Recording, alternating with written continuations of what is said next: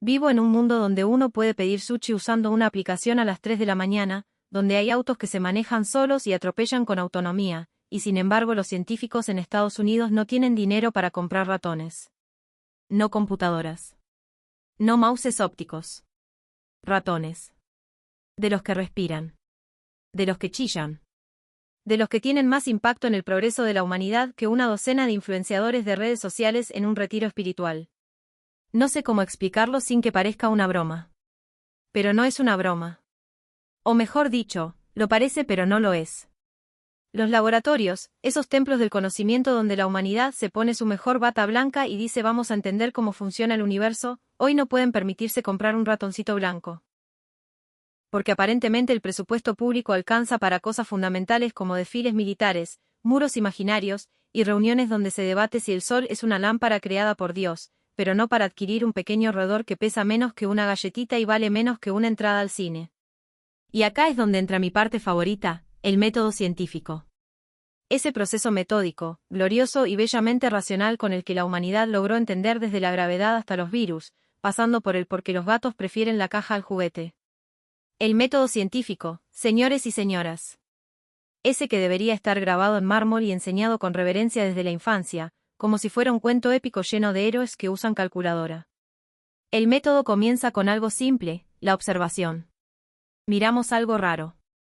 Algo que no encaja. Algo que nos hace decir, esto está raro. Como por ejemplo, ver que los científicos no tienen ratones. O ver que los políticos sí tienen asesores. O ver que alguien acaba de ganar un subsidio para investigar si los peces sienten culpa. Observamos. Luego viene la pregunta. Una buena pregunta.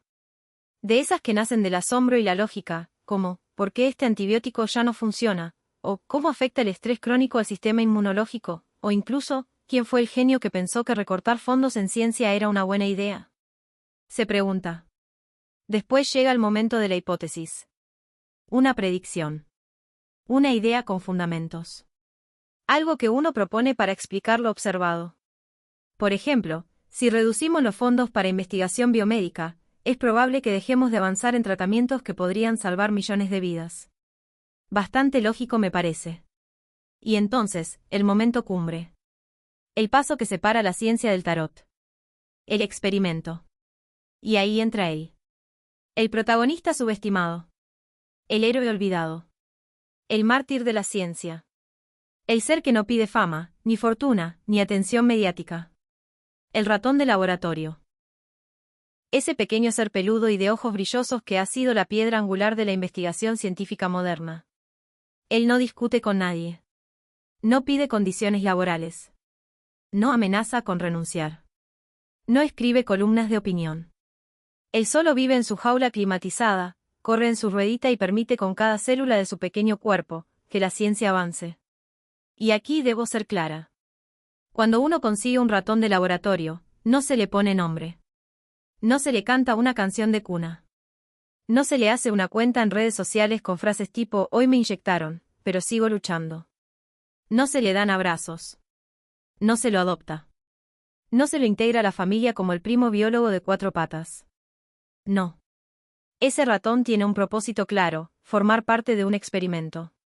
Representa datos. Representa rigor. Representa una parte del engranaje científico que funciona sin necesidad de emociones ni emoticones. Por supuesto, hay quienes no lo entienden. Que quieren tratar al ratón como un actor de Hollywood, con camerino, cláusula de bienestar emocional y derecho a elegir qué tipo de queso le corresponde. Pero no estamos hablando de una mascota. Estamos hablando de la diferencia entre saber cómo actúa un medicamento o simplemente imaginarlo. Ese ratón, ese pequeño milagro con bigotes, es el filtro entre la teoría y la práctica. Es lo que permite comprobar si una molécula sirve para algo o solo es un dibujo bonito en una tesis. Es el paso esencial que convierte una idea en evidencia. Porque sin experimentación, lo único que nos queda es especulación. Y para especular ya tenemos todo el sistema político. Después del experimento, viene el análisis. Se recopilan datos, se comparan variables, se hacen gráficas. Se mira fríamente lo que ocurrió. Sin favoritismos. Sin sesgos. Y al final, la conclusión. Algo que puede cambiar vidas. Algo que puede salvarlas. Algo que si funciona, probablemente será patentado por una farmacéutica que triplicará su valor en bolsa mientras el científico responsable sigue viviendo en un apartamento con goteras. Pero eso es otro tema. Ahora bien, si el ratón no aparece, si no hay presupuesto para comprarlo, si no hay jaula, si no hay condiciones, el método científico se detiene. No en el paso 5. No en el 4. En el 3. En la hipótesis.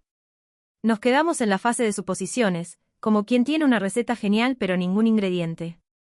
Y ahí es cuando todo se convierte en un espectáculo triste. Los laboratorios empiezan a improvisar. Algunos científicos crían ratones en el fondo de sus casas. Otros reciclan jaulas de hámster. Algunos hacen simulaciones por computadora que por mucho que se diga lo contrario, no tienen la misma capacidad de respuesta fisiológica que un roedor real. Una CPU no metaboliza. Un algoritmo no reacciona a una toxina.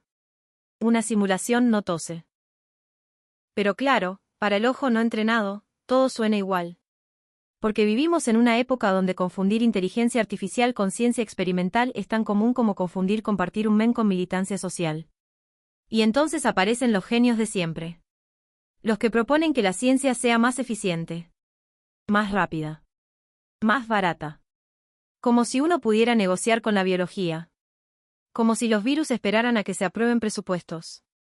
Como si el cáncer tuviera la amabilidad de hacer pausa hasta que el Congreso se digne a financiar un estudio. El problema no es que falten ideas. Lo que faltan son ratones. Ratones que no sean adorados como deidades, pero que sean tratados con respeto.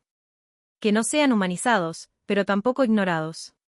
Que no sean personajes de cuento, pero sí reconocidos como lo que son, herramientas esenciales en la construcción del conocimiento. Y mientras tanto, los políticos siguen recortando fondos. Las universidades hacen malabares. Los laboratorios envían correos electrónicos suplicando donaciones. Y la ciencia, esa que dicen amar tanto en los discursos, esa que se invoca en cada tragedia nacional, empieza a crujir. Porque la ciencia no se destruye de golpe. Se va debilitando de a poco. Con cada ratón que no se compra. Con cada experimento que no se hace. Con cada resultado que no se obtiene.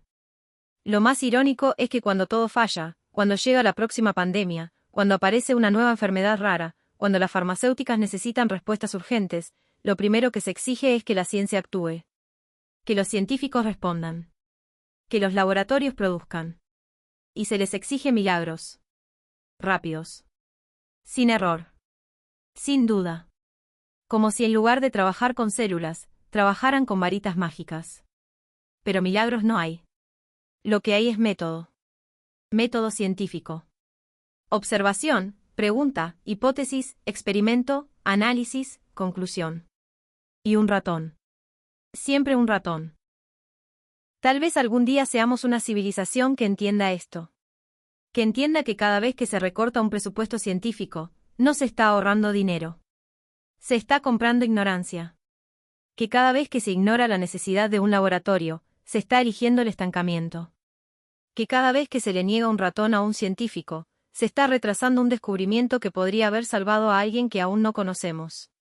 Y cuando eso pase, ojalá no sea tarde. Ojalá no estemos ya tan perdidos en discursos vacíos que no sepamos reconocer la importancia de ese pequeño animal de laboratorio. Ojalá no tengamos que hacer campañas solidarias tipo, apadrina un ratón. Ojalá no llegue el día en que los ratones se conviertan en piezas de museo, recordados con nostalgia, como una especie extinta del pasado científico. Por ahora, lo único que podemos hacer es decirlo con todas las letras, sin ratones no hay ciencia. Sin ciencia no hay futuro. Y sin futuro. Bueno, eso ya lo estamos empezando a vivir. Uno pensaría que ante la noticia de que los científicos no pueden comprar ratones, se levantaría una ola de indignación, una movilización nacional, un escándalo mediático. Pero no. Lo que ocurre es silencio. Un silencio espeso, institucional, burocrático. Un silencio que parece decir, si no hay ratones, que experimenten con imaginación. Y así empieza la fantasía. La idea de que se puede investigar a puro pensamiento.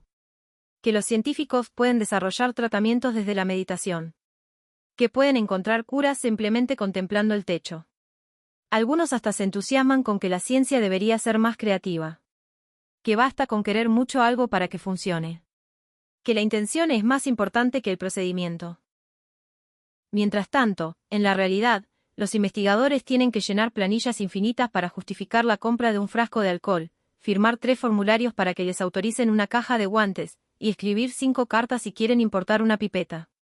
Pero no hay un solo formulario que habilite la dignidad científica. Eso no se presupone. Eso se disuelve con cada ratón que no se consigue. Y entonces aparece la industria del reemplazo. Conferencias que prometen la ciencia sin experimentación. Cursos en línea donde se enseña a validar hipótesis con pensamiento positivo. Empresas tecnológicas que anuncian que los ratones son innecesarios porque ahora hay modelos 3D impresos con resina que simulan órganos. Organitos de plástico que según ellos, sienten, respiran y responden. Y si uno no lo cree, le dicen que no entiende la nueva ciencia. La nueva ciencia, al parecer, no necesita ensayos clínicos, ni validación por pares, ni revisión ética. Solo necesita una presentación bonita, una ronda de inversores y un eslogan con muchas palabras en inglés. Mientras los ratones reales siguen sin aparecer, se venden alternativas tan útiles como una tostadora en una tormenta eléctrica. Pero nadie lo nota, porque lo importante no es la verdad, sino la estética de la verdad. En ese contexto, defender al ratón se vuelve subversivo. Anticuado. Casi provocador. Los científicos que todavía creen en el método experimental son vistos como dinosaurios. Como si pedir un ratón fuera un acto reaccionario. Como si pretender comprobar algo en un sistema biológico real fuera una obstinación nostálgica. Algunos incluso sugieren que los ratones tienen demasiado poder simbólico. Que habría que desratonizar la ciencia. Que estamos atrapados en una ruedodependencia. Y mientras discuten eso, los laboratorios siguen vacíos. Y el conocimiento se va llenando de huecos. Huecos que se llenan con retórica. Con fe. Con marketing.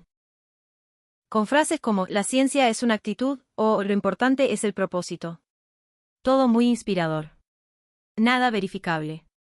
El problema es que cuando los resultados fallan, nadie quiere hacerse cargo. Si una medicina no funciona, la culpa es del sistema. Si una terapia daña, la culpa es de los científicos. Si una predicción no se cumple, la culpa es de los modelos. Pero nadie recuerda que la culpa empezó cuando decidimos que un ratón era un gasto superfluo. Entonces se ensaya una solución brillante: hacer alianzas público-privadas. Que las empresas financien la investigación. Que el ratón sea esponsoreado. Que tenga marca. Porque claro, nada dice ciencia de calidad como un ratón con publicidad de una empresa de snacks pegada en el lomo. Y eso lleva a la siguiente etapa de la decadencia, la ciencia espectáculo. Donde lo que importa no es el descubrimiento, sino la narrativa del descubrimiento. Donde el ratón no interesa si no puede ser parte de una serie documental con música emotiva. Donde la ética se negocia y los resultados se editan para que encajen en el guión. Donde la única hipótesis que siempre se confirma es que el sensacionalismo vende más que la precisión. Los estudiantes de ciencia empiezan a notar el panorama. Algunos abandonan. Otros emigran. Muchos se resignan. Saben que la carrera científica hoy se mide más por la capacidad de conseguir fondos que por la de generar conocimiento.